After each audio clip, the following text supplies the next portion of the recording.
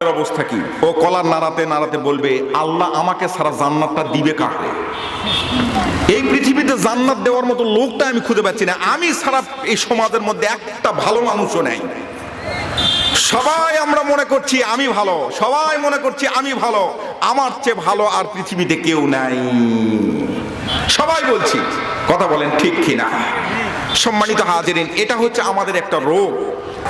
চারটি জিনিস সর্বসময় রহমত মনে করবেন। সুবহানাল্লাহ বলেন।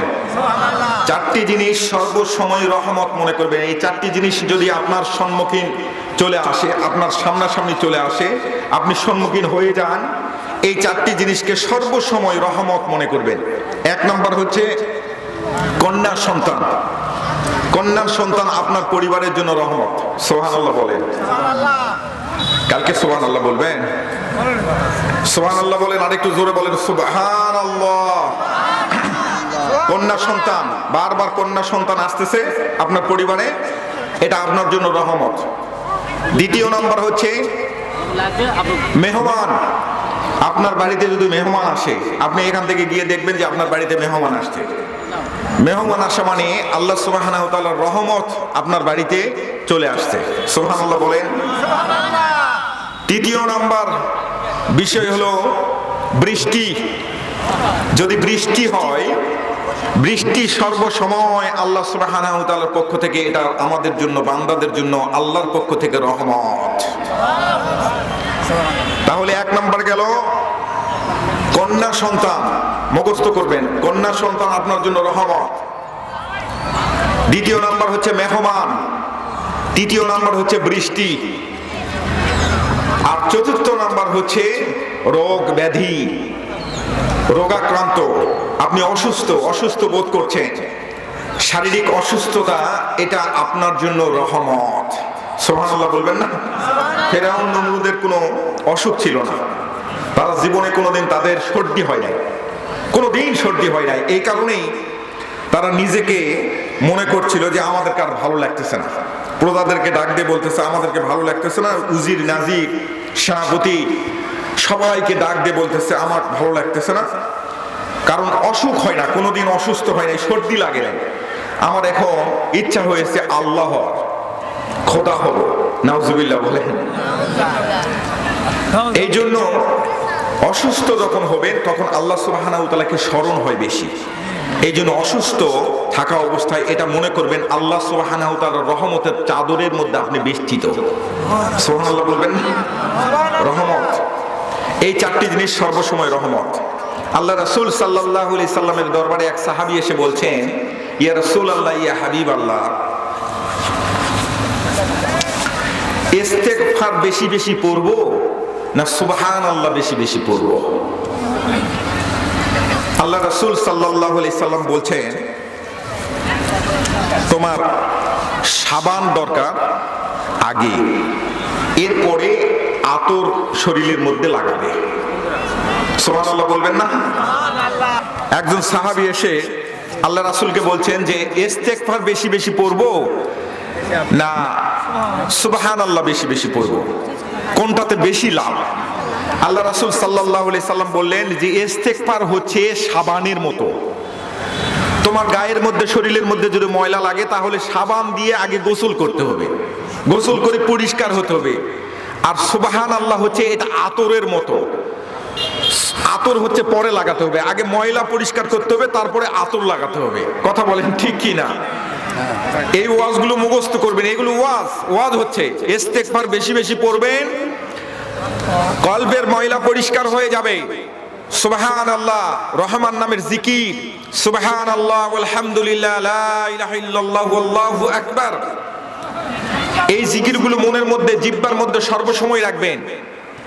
আল্লাহ সুবহানাহু ওয়া তাআলার রহমতের চাদরের মধ্যে থাকবেন। আপনার যদি মৃত্যু হয়ে যায় তাহলে আল্লাহ সুবহানাহু ওয়া তাআলার জিকির করতে করতে আপনি মৃত্যুবরণ করলেন। সুবহানাল্লাহ বলবেন না? এগুলো আমল, এই আমলগুলো এই মারকাজগুলোতে শেখানো হয়। ছোট ছোট মাদ্রাসায় ছাত্র যখন যায় তখন এগুলো শেখানো হয়। আল্লাহ সুবহানাহু ওয়া তাআলা আমাদেরকে কবুল করুক, বলেন আমিন। আসেন সকলে মিলে একটু জজবা, ইশক এবং মোহাব্বতের আমেজ লাগায়া আকাশ বাতাস মুখরিত করে আবারও একবার পড়ে নেই আলহামদুলিল্লাহ। দরুদ ও তাসলিম সেই মহান মানব যিনি হাশিমি বংশের কাঙ্ক্ষিত প্রদীপ শামসুল হিদায়া জনাবে মুহাম্মদ রাসূল সকলে পড়ে নিয়ে সাল্লাল্লাহু আলাইহি ওয়াসাল্লাম। সম্মানিত হাজিরিন, ওয়াজ কিন্তু বুঝতে হবে, ওয়াজ বুঝাইতে হবে, ওয়াজ মানতে হবে, ওয়াজ মানাতে হবে। সমাজের মধ্যে ওয়াজ প্রতিষ্ঠিত করতে হবে। কথা বলেন ঠিক কিনা? শুধুমাত্র ওয়াজ শুনলেন আর চলে গেলেন এরকম নয়, পরিবারের মধ্যে ওয়াজ প্রতিষ্ঠিত করতে হবে। এক মহিলা জুতা কিনতে গেছে, জুতা কিনতে গিয়ে ও জুতার দোকানদার ওনাকে বলতেছে, মানে জুতাটা পায়ের মধ্যে ঢুকাই দিয়েছে, জুতা টাইট, প্রচন্ড টাইট। এখন আমি তো আপনাদের এলাকার সন্তান, নওগাঁ আমার বাড়ি, ধামরহাট আমার বাড়ি, আপনারাও এখানকার মানুষ, আপনারা কেউ আমার বাবাজি, কেউ ভাইজান এখানে বসে আছে। এখন দোকানদার বলতেছে, ক্রেতা বলতেছে যে জুতা খুব টাইট হচ্ছে, এটা জুতা নেওয়া যাবে না। তো দোকানদার বলতেছে 10-15 দিনের মধ্যে ঠিক হবে, নিয়ে যান। উনি জুতা নিয়ে গিয়ে 15 দিন উঠাই রাখছে, তুলে রাখছে, 15 দিন পর জুতা বের করছে। আচ্ছা, ঠিক হওয়ার সম্ভাবনা আছে? আপনারা কি বুঝতে পারছেন? দোকানদার যে ওয়াজটা করছে, এই ওয়াজটা কি উনি বুঝতে পারছে? ওই বুঝতে না পারার কারণে ওর এই সমস্যাটা হয়েছে। কথা বলেন ঠিক কিনা? সম্মানিত হাজিরিন, এই কারণে ওয়াজ কিন্তু বুঝতে হবে, যেটা ওয়াজ করব সেটা বুঝতে হবে।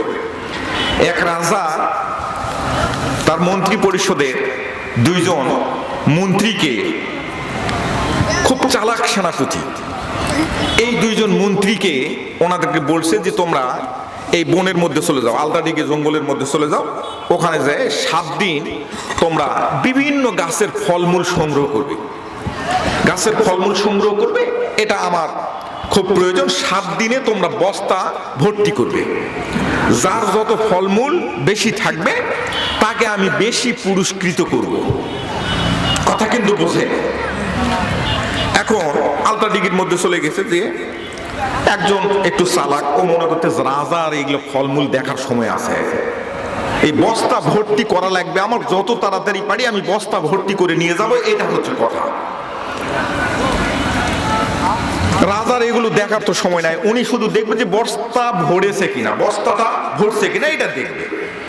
উনি খুব দ্রুত, মানে কিছু গাছের ফল পেয়েছে, কিছু গাছের পচা ফল, কিছু মানে কুড়ে পেয়েছে, কায়দা বেকায়দা করে এরপরে শালের পাতা কিছু ঢুকাইছে, জঙ্গল টঙ্গল এগুলো ঢুকে বস্তা ভরে ফেলছে। আর যে একটু ভারী ভার্জন, যার একটু মাথার বুদ্ধি শুদ্ধি ভালো, ও চিন্তা ভাবনা করতেছে যে রাজা যেহেতু বলছে, রাজার কমান্ডটা মানা আমার জন্য ইবাদত। কথা বলেন ঠিক কিনা? রাজার কমান্ডটা মানা আমার জন্য ইবাদত। আমি যেহেতু ওনার চাকরি করি, আমার ওজনে কম দেওয়া যাবে না। উনি মোটামুটি ভালো ভালো খাবার কিছু সংগ্রহ করছে, ফলমূল বিভিন্নভাবে এগুলো সংগ্রহ করছে, করে 2 জনেই বস্তা নিয়ে রাজার দরবারে, রাজদরবারে হাজির। এসে রাজদরবারে যখন বলতেছে যাবো না, আমরা উপস্থিত। 2 জনের বস্তা একবারে ট্যাপ অবস্থা, মুখ বাধাই করা, কোনো সমস্যা নেই। রাজা মশাই তখন বলতেছে, যাই হোক, আমার তো সময় নাই, আমি এগুলো দেখার সময় নাই, যে তোমরা 2 জন, অন্য সেনাপতিকে অর্ডার দিয়েছে যে এই 2 জনকে 2টা জেলখানার মধ্যে ঢুকে রাখো, বস্তা সহকারে 2 জেলখানার মধ্যে ঢুকে রাখো। এই 2 জেলখানার মধ্যে ওরা 15 দিন থাকবে। বস্তার মধ্যে যে খাবার আছে, এই খাবার তারা খাবে, 15 দিন ওখানে অবস্থান করবে, বাইরে থেকে কোনো খাবার সাপ্লাই যাবে না। যে চালাকি করলো রাজার সঙ্গে, আপনারা বলেন তো, তার বিপদ না মহা বিপদ? তার কিন্তু মহা বিপদ, কঠিন বিপদ। শুধু বিপদ নয়, পৃথিবীর জমিনে এরকমও কিন্তু আমাদের মধ্যে চালাক মানুষ আছে। আল্লাহ সুবহানাহু ওয়া তাআলা অল্প সময়ের জন্য আমাদেরকে এখানে কিছু কুড়ানোর জন্য, ফলমূল কিছু কুড়ানোর জন্য পাঠিয়ে দিয়েছে, আবাদ করার জন্য পাঠিয়ে দিয়েছে। কিন্তু আমরা এখান থেকে কেউ চালাকি করে খুব দ্রুত নিজের প্যাকেটটা ভর্তি করে ওয়াজ মাহফিলে মাঝে মধ্যে বসতেছি, ওয়াজ মাহফিলে শুনছি, এরপরে মসজিদে যাচ্ছি, জুমার নামাজ আদায় করছি। কেউ কেউ খুতবার পরে যায়, খুতবার আগে যাবে না, খুতবার পরে যাবে, এরকম মুসল্লিও আছে। শুধুমাত্র ফরজ নামাজে তাকবিরুল্লাহ ধরার জন্য, ওই যে শুনছে যে তাকবিরুল্লাহ ধরা অনেক সওয়াব, এই তাকবীরুল্লাহ ধরে সে চলে আসবে, নামাজ পড়ে সালাম ফিরার পর ওকে আর পাবেন না। আমাদের এলাকার মধ্যে এই রোগটা আছে না নাই? সুন্নতের ধার ধারে না, নবীর ধার ধারে না। এ আবার মোটামুটি ওয়াজ মাহফিলে এসে পাঞ্জাবি টুপি, এরপরে নির্বাচনের সময় টুপি, তারপরে রুমাল ঘাড়ের মধ্যে দিয়ে, এরপরে বিকালে চার স্টলে হাঁটাহাঁটি করবে, ফতেপুর বাজারে এসে সন্ধ্যা থেকে চা খাবে 27 কাপ চা। কয় কাপ? 27 কাপ। নির্বাচন, এই স্টলে একটা, এই মার্কার একটা, ওই মার্কার একটা, ওই মার্কার একটা, ওই মার্কার একটা, ডিম খাবে, রাত্রে কিচ্ছু খাবে না। 27 কাপ চা খেয়ে বাড়িতে যখন যাওয়ার সময় যদি কোনো কারণে উষ্টা খায়ে পড়ে যায়, রক্ত বাড়াবে না, চা বাড়াবে। 27 কাপ চা খাইছে, নির্বাচনের চা। আবার ওকে যদি বলে তোর অবস্থা কি, আমলের অবস্থা কি, ও কলার নাড়াতে নাড়াতে বলবে আল্লাহ আমাকে সারা জান্নাতটা দিবে কাকে? এই পৃথিবীতে জান্নাত দেওয়ার মতো লোকটা আমি খুঁজে পাচ্ছি না। আমি সারা এই সমাজের মধ্যে একটা ভালো মানুষও নাই। সবাই আমরা মনে করছি আমি ভালো, সবাই মনে করছি আমি ভালো, আমার চেয়ে ভালো আর পৃথিবীতে কেউ নাই, সবাই বলছি। কথা বলেন ঠিক কিনা? সম্মানিত হাজিরিন, এটা হচ্ছে আমাদের একটা রোগ।